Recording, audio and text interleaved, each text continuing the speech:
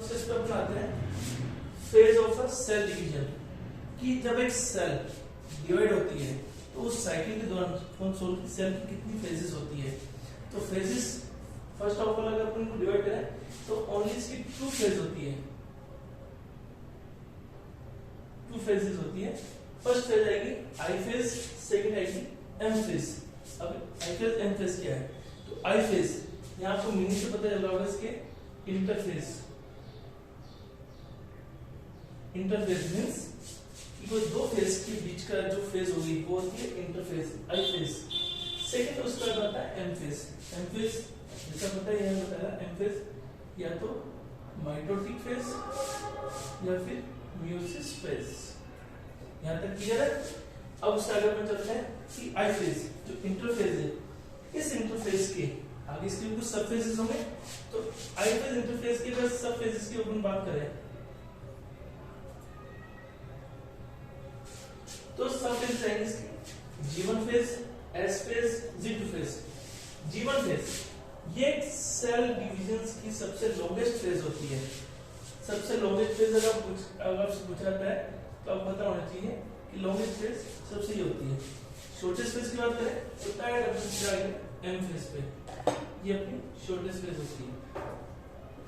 अगर अपन एक बेसिकली एक लेबोरेटरी कल्चर की बात करें जहां पे ह्यूमन सेल को डिवाइड होने के लिए फ्रीली छोड़ा जाता है उस मीडिया के अंदर और एक अप्रॉक्सीमेट या एक्सपेक्टेड जो टाइम देखा जाता है कि अगर ह्यूमन सेल डिवाइड होती है तो ह्यूमन सेल को पूरा डिवाइड होने के लिए टाइम चाहिए होता है, वो चाहिए होता है पूरा 24 आवर्स। इट मींस एक दिन के अंदर ये 24 घंटे में ह्यूमन सेल डिवाइड होती है। अब उस ह्यूमन सेल डिवाइड जो हो रही है 24 घंटे में से जो सबसे ड्यूरेशन जो लंबा टाइम स्पेंड करेगी वो करेगी आई फेज के अंदर। और आई फेज में कितना करेगी तो ये करेगी 23 आवर्स।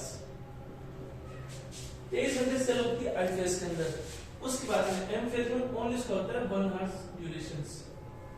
अब उस 23 आवर्स के अंदर भी 19 आवर्स जो रहेगा इसका रहता है वो, इसलिए बोला जाता है आपको कि सबसे लॉन्गेस्ट फेज होती है सेल की I phase. S phase synthetic phase जहां पे बेसिकली डीएनए का रेप्लिकेशन होता है, जहां डीएनए रेप्लिकेट होकर C से 2C बनाएगा। सेकंड गैप फेज जहां सेल अपने प्रिपरेशन को फास्ट करती है ताकि वो एम फेज के अंदर जा सके।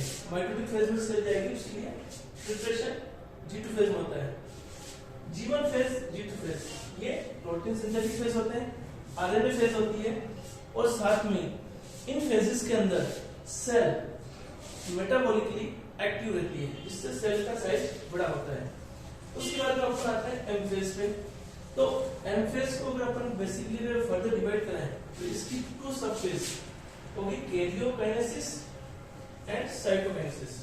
यहां पे बात नोटिस की होगी कि मैंने कैरियोकाइनेसिस और साइटोकाइनेसिस जो अंडरलाइन किया तो कंटिन्यू में नहीं किया था।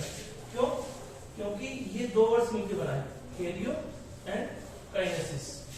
यहां पर देखो इसे cyto plus kinesis means karyo means क्या होता है? Means nuclei. Karyo means nuclei, kinesis means movements. कि जब न्यूक्लियस का मूवमेंट्स होगा उस डिवीजन को बोलेंगे कैरियोकाइनेसिस। जब साइटोप्लाज्म में मूवमेंट्स होता है that is known as a cytokinesis. Cyto means cytoplasm and kinesis means movements. Okay clear यहां तक? अब अपन आते हैं कैरियोकाइनेसिस। तो जब एक प्री डिस्टिंक्ट सेल्स डिवाइड होकर न्यू टोटल सेल फॉर्म करेगी उसके लिए कैरियोकाइनेसिस में क्या क्या होगा? सबसे इसको आपको समझने से पहले आपको ऐसा देखना पड़ेगा कि कैरियोकाइनेसिस जब हो रहा है तो जैसे मान लो एक ही सेल है, ठीक है, इस सेल के अंदर न्यूक्लियस होगा। अगर एक सेल है उसके अंदर न्यूक्लियस होता है। अब उस सेल को डिवाइड होने के लिए सबसे पहले क्या होगा? न्यूक्लियस का साइज बढ़ता है। अब जब ये साइज न्यूक्लियस का साइज बढ़ेगा तो कैरियोकाइनेसिस होगा।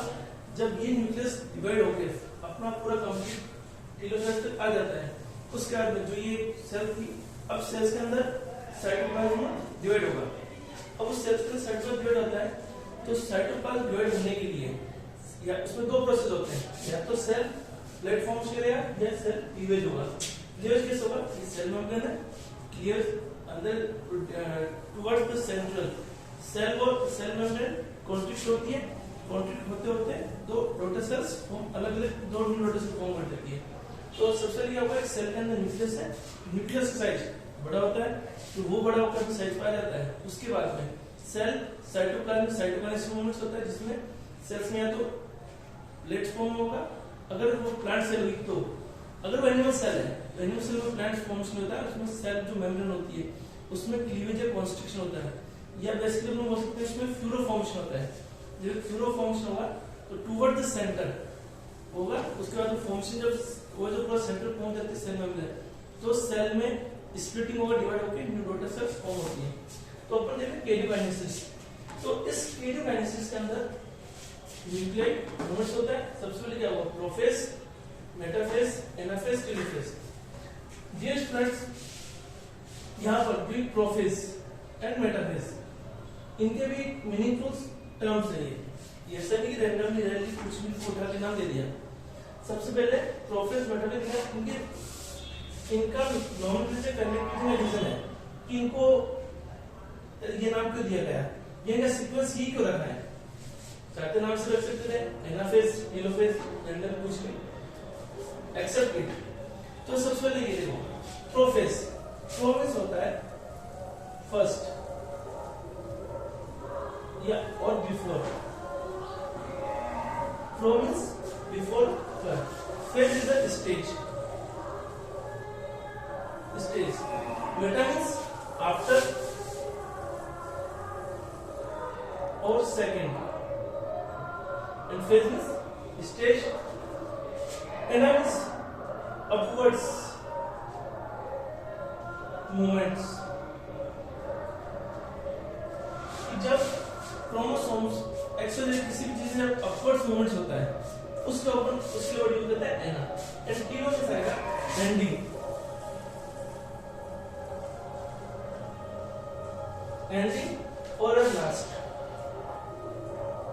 अब आपको कैरियोकाइनेसिस समझने में हेल्प लगेगी कि अपन जब प्रोफेज पढ़ रहे हैं तो आपको आइडिया रहेगा कि प्रोफेज में रियल में होता क्या एक्चुअली। तो अब आपको मीनिंग पता है कि प्रोफेज का मीनिंग क्या है, मेटाफेज का मीनिंग क्या है, एनाफेज का मीनिंग क्या है, टेलोफेज क्या होता है।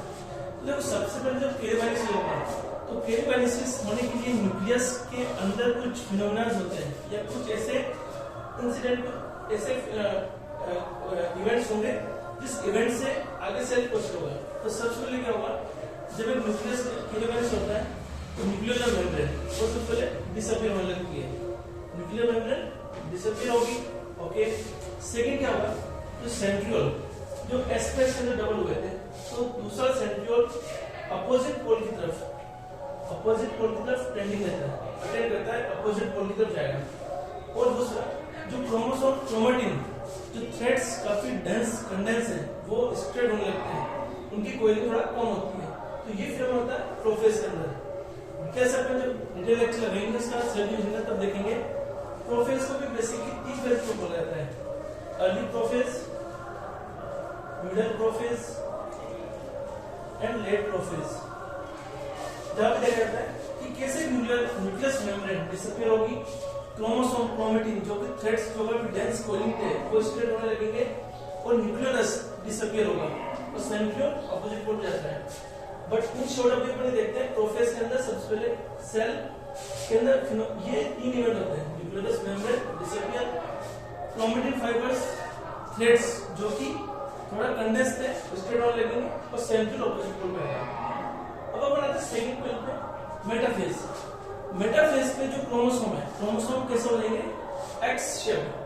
एक्स शेप मींस कि जो क्रोमेटिड सिस्टर क्रोमेटिड्स हैं क्रोमोसोम्स की वो यूं हो जाएंगे, एक्स शेप में आएगा। दो सेंट्रियोल से नहीं रहेगी बट जो उनके एंड पार्ट एज पार्ट है वो थोड़े दूसरे से दूर रहेंगे। इसलिए बोला जाता है कि जब एक क्रोमोसोम की आपको मॉर्फोलॉजी की बेस्ट स्टडी करनी है तो क्रोमोसोम मॉर्फोलॉजी की सबसे बेस्ट स्टडी होती है metaphase. Best stage for study of morphology of a chromosome. जबकि अगर क्रोमोसोम की एनाटॉमिकल स्टडी देखनी है अपन को तो उसके लिए होता है एनाफेज। एनाफेज सबसे बेस्ट होती है जहां पर एनाटॉमिकली स्ट्रक्चर देखते हैं क्रोमोसोम्स की। मेटाफेज में आएगा मॉर्फोलॉजिकल स्टेज। तो मेटाफेज में क्या होगा कि जो प्रोफेज के अंदर क्रोमोसोम्स स्टेट हुए थे जिनमें सिस्टोक्रोमेटिक सेपरेट दिखने लगे थे, वो सब आके या मेटाफेज प्लेट पर यहाँ पे आके अरेंज हो जाते हैं। और यहाँ पर इन क्रोमोसोम के सेंट्रियोल्स जो इनके जो सेंट्रियोल्स माइटोटिक एपरेटस के थ्रू सेंट्रियोल्स से जुड़े रहेंगे। इनके जो काइनेटोकोर है उनसे जुड़ा रहेगा। जो और सबसे इंपॉर्टेंट रोल जो प्ले होता है वो होता है माइटोटिक एपरेटस का।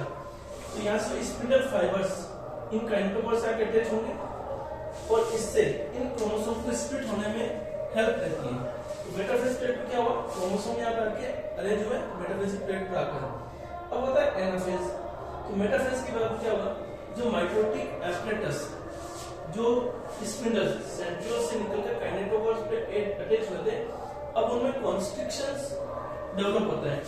उन कॉन्स्ट्रिक्शन से क्या होगा कि जो क्रोमोसोम्स एक्स शेप के अंदर मेटाफेज प्लेट थे, अब उनमें कॉन्ट्रिक्शन होते हैं, स्प्लिट होगा। स्प्लिट होके दोनों में अब गैप बनने लग जाता है। ये गैप आ रहा है इधर यहाँ पर।